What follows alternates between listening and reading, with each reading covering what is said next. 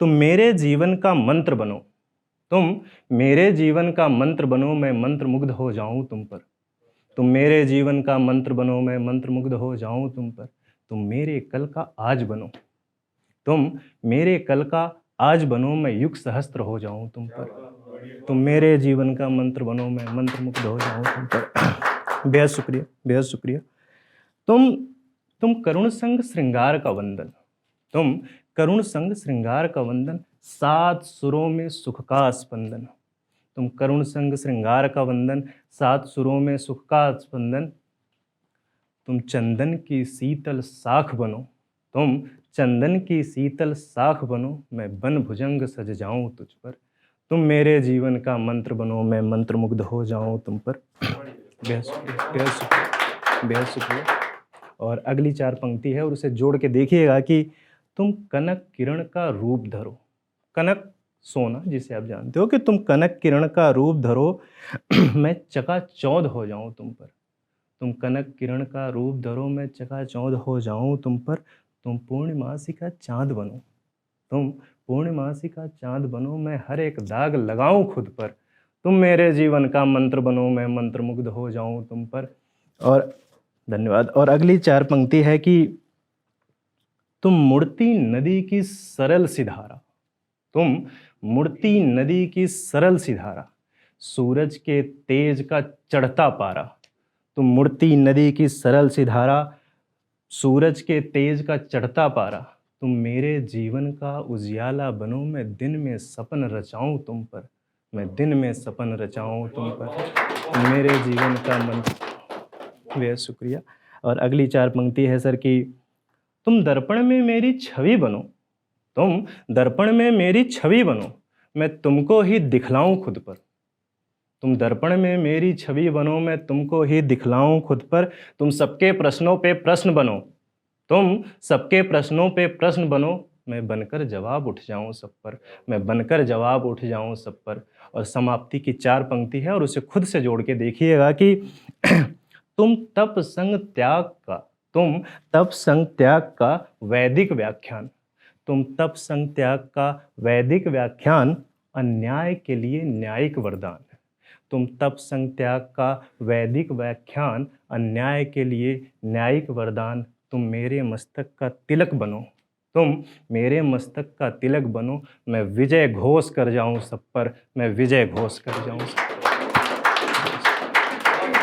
Thank you, बेहद शुक्रिया, बेहद शुक्रिया, बेहद शुक्रिया। और आप लोगों की इजाज़त हो तो मैं अपनी दूसरी कविता शुरू करूं जी।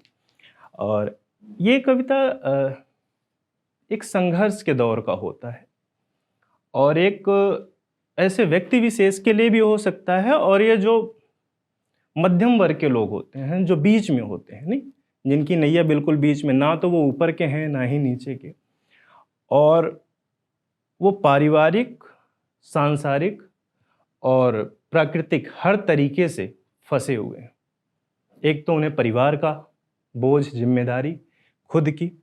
तो उस केस में क्या होता है, ऐसी मनोदशा में इंसान के पास दो ही कंधे हैं, एक पे जिम्मेदारी, दूसरे पे मजबूरी।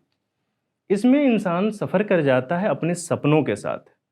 जिम्मेदारी का निर्वाह करेगा मजबूरियों के साथ तो अपने सपनों को दबा ले जाता है, उसे जी नहीं पाता है ना। तो अभी हम जैसे संघर्ष के दौर में, तो हम अपने सपनों को ना यहाँ कहीं सीने के उसमें रख लेते हैं, अपने सीने के पास, और सीने की जो अगन होती है सर ना, वो उसे जलाएगी, उसे सुलगाएगी, और आप दिन पर दिन हर क्षण उसके धुंध में, उसके धुएं में व्याकुल होते रहते हो, क्योंकि आप अपने जीवन को जी नहीं पाते। तब मैंने उस पर लिखा और उस कविता का शीर्षक है कि स्वविरुद्ध, आप अपने ही विरुद्ध, अपने सपनों के विरुद्ध कैसे हो जाते हो। तो पहली चार पंक्ति है कि अंतर्मन के व्याकुल शब्दों को, अंतर्मन के व्याकुल शब्दों को जब सुना नहीं सकते हो तुम, अंतर्मन के व्याकुल शब्दों को जब सुना नहीं सकते हो तुम, और बोझिल आँखों में, और बोझिल आँखों में त्वरित नीर को जब दिखा नहीं सकते हो तुम, और स्वविरुद्ध लेकर निर्णय को, और स्वविरुद्ध लेकर निर्णय को जब ग्लानि नहीं कर सकते हो तुम, और स्वविरुद्ध लेकर निर्णय को जब ग्लानि नहीं कर सकते हो तुम, तब तुम्हारे भीतर तब तुम्हारे भीतर तुम्ही से घोषित तुम्हारे स्वर्णिम हर एक सपने, तब तुम्हारे भीतर तुम्ही से घोषित तुम्हारे स्वर्णिम हर एक सपने व्याकुल शब्दों के बोझ तले तन कर चल नहीं पाते हैं, व्याकुल शब्दों के बोझ तले तन कर चल नहीं पाते हैं। अंतर मन के व्याकुल शब्दों को जब सुना नहीं सकते हो तुम, बोझिल आंखों में त्वरित नीर को जब दिखा नहीं सकते हो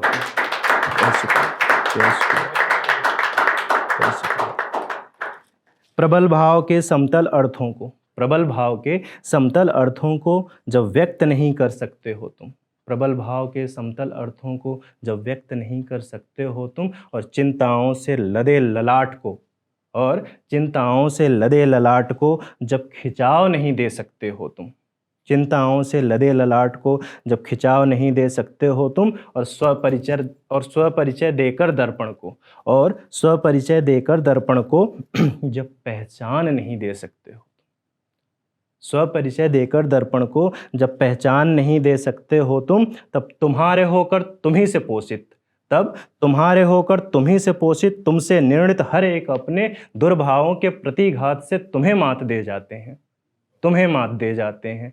और अगली 4 पंक्ति है, समाप्ति पंक्ति है सर, उसे सुनिए कि अपने ही सोच के कुरुक्षेत्र में, अपने ही सोच के कुरुक्षेत्र में जब युद्ध नहीं कर सकते हो तुम, अपने ही सोच के कुरुक्षेत्र में जब युद्ध नहीं कर सकते हो तुम, अपने अंदर के अभिमन्यु को, अपने अंदर के अभिमन्यु को जब व्यूह में बचा नहीं सकते तुम, तब और इस रण में उपजित वेदन पर, और इस रण में उपजित वेदन पर जब कराह नहीं सकते हो तुम, तब तुम्हारे गिरधर तुम्ही से सिंचित तुम्हारे रथ के कृष्ण सारथी, तब तुम्हारे गिरधर तुम्ही से सिंचित तुम्हारे रथ के कृष्ण सारथी जीवन पटल के हर एक युद्ध का अर्थ यथार्थ सिखाते हैं, अर्थ यथार्थ सिखाते हैं, और जीवन के इस स्वविरुद्ध में आपको नवनिर्मित कराते हैं, आपको नवनिर्मित कराते हैं।